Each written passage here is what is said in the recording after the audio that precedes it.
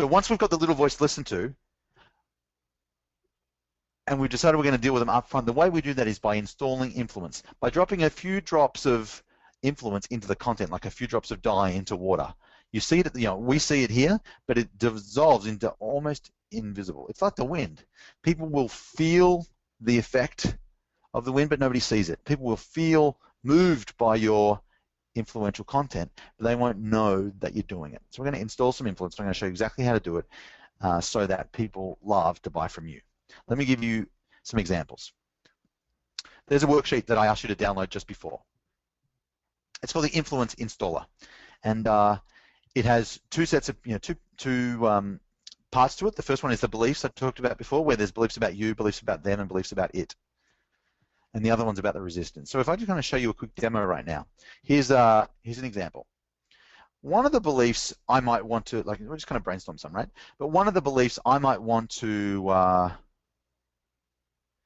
install about me is that I get big results fast, right? So the first column, it's got what do they need to believe about you, and there's room for 3. And then the next question, the next column says influence, which is how do I language that without just being really obvious and saying, hey, by the way, I get big results quickly, and then you look like a tosser, right? And so what we want to do instead is we want to embed our influence in a story, in a demonstration, some kind of tool you show off, in a bonus or in a question. Let me give you an example of it. I mean, here I've got in a demo or a story, right? So that if this is I get big results fast, well, Robert Gonzalez, who was on the last webinar, I'm not sure if he is right now, but he sent me this really great Facebook message saying he couldn't make it to the last Blackboard Intensive because his wife was having their 10th baby, which was amazing. And but he gave me 6 or 7 points about here's what I've done in the first 90 days working with you, right? It's an awesome screenshot that I've got. And so if I wanted to show that I get big results fast, rather than just say it, I can tell Robert G's story, and that's going to be the piece that I show off.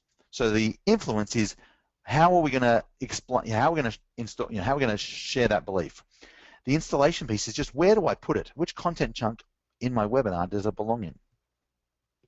So where could it go? Well, it could go in your opening, or it could go in the close, or it could go in one of the 3 pieces of content. So there's really 5 options in that last row, last column rather. It could go in the opening, could go in the close, or it could go in content chunk 1, or content chunk 2, or content chunk 3. In this case, one of his wins was about selling a group coaching program, a one-to-many coaching. So because that's the 3rd chunk in my webinar, that's where I would mention it. Cool. If it was one of the beliefs I need to install is, even though my list is small, I can still make this work. The influence, the story I could tell is Lawrence Tam. He had 168 people on his list. He did $19,000 on his first webinar and made $112K at his first event. Where does that fit? Well, it fits in the webinar selling chunk. Does that make sense? On the resistance side of things, it's exactly the same. What are the top 3 objections that they have? What are the top 3 questions that need to be answered? And are there any alternatives that need to be neutralized, like I'm going to do it myself? So for example, if I wanted to make the I'll do it myself excuse kind of go away, then I can talk about, you can do this the slow way or the fast way. The slow way is to try to do it yourself and blah, blah, blah, blah, blah. Or I could tell the story and have the moral of the story be that rich people invest money to save time, which is 100% true. And poor people waste time trying to save money. Where does that fit? Well, it could easily fit in my automation piece, which is in content chunk number 1. Does that make sense? So that's how we install influence. We identify what the resistance is or the belief, we decide how we're going to influence it, and then thirdly, we install it in a particular piece of content in the webinar or in the live event.